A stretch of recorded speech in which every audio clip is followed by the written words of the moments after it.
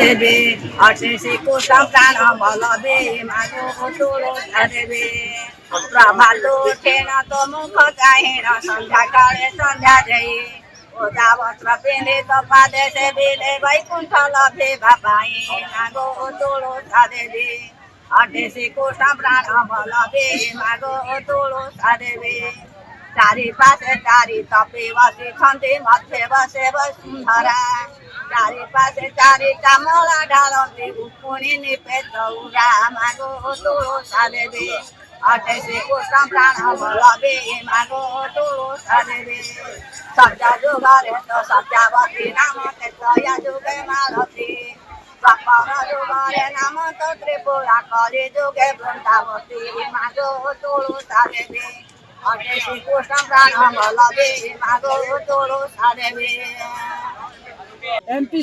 MP से Jagannath charitable trust के द्वारा ये जो वृक्ष बंटन तुलसी वृक्ष का बंटन कराया जा रहा है आप लिए आपको कैसा लग रहा है? बहुत अच्छा लग रहा है, बहुत अच्छा। आप तो तीनों जैसे हैं महाप्रभु उनका जैसे भाई बहन जैसे आप भी ऐसे लगते हैं। जी जी जी हम लोग है ही है।